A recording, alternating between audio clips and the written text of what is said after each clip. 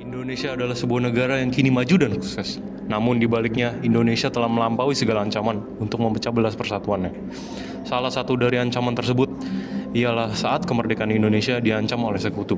Sekutu mulai merebut kemerdekaan Indonesia pada 29 September 1945 dan menindas Indonesia di berbagai daerah. Salah satunya di Surabaya.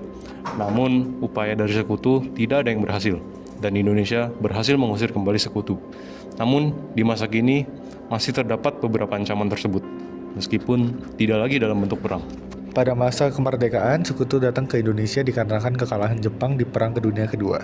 Jepang menyerah tanpa syarat pada tanggal 15 Agustus 1945 setelah 2 bom atom dijatuhkan oleh Amerika Serikat di Nagasaki dan Hiroshima pada tanggal 6 dan 9 Agustus 1945. Pada tanggal 29 September 1945, sekutu mulai masuk ke Indonesia dipimpin oleh pihak Inggris.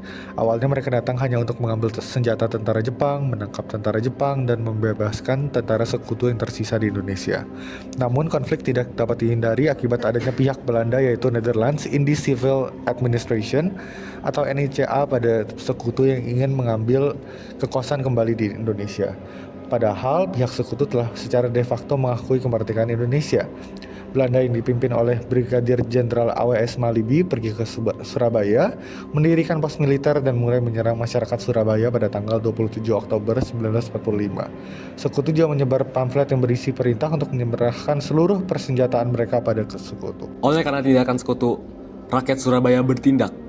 Saat 9 November 1945, penjajah sekutu memberikan ultimatum kepada rakyat Surabaya untuk menyerahkan senjatanya kepada Afne.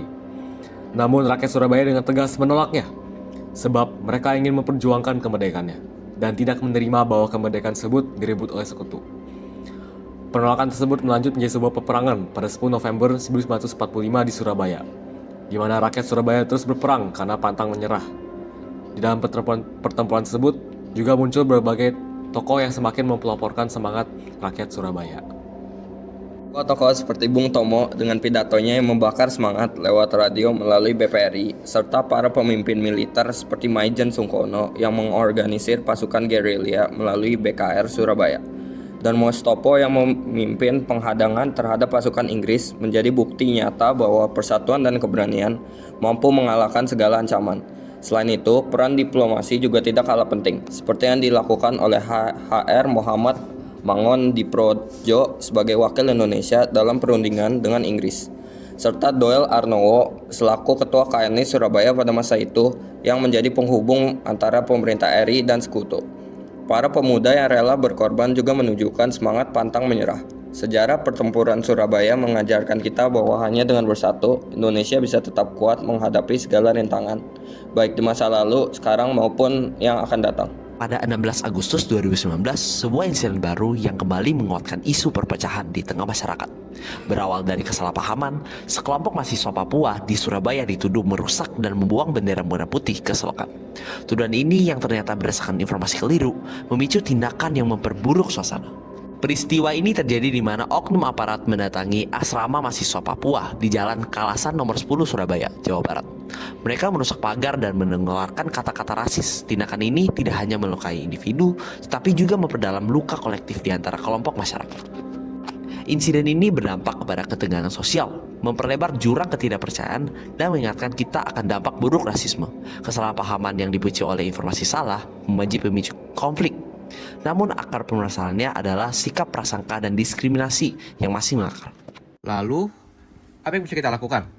Sebagai masyarakat yang peduli akan bangsa, kita bisa memberi solusi yang baik.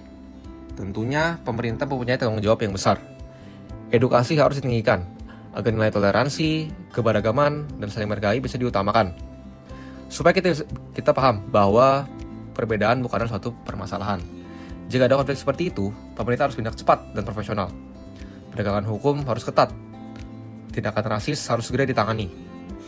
Jika informasi tidak benar, kita harus mencegahnya segera mungkin, supaya hoax tidak menyebar, agar bisa menjaga persatuan dan kesatuan yang ada. Masyarakat pun juga mempunyai peran yang penting. Jangan asal menerima informasi, kita harus juga kritis dan sebarlah informasi yang membangun kedamaian. Tentunya yang terakhir, kita sebagai individu juga berperan penting. Kita harus saling menghargai, tidak rasis, dan harus siap untuk menjadi penegak keadilan di sekitar kita. agar kita bisa mencegah konflik. Lalu, apa yang kita dapat dari solusi ini?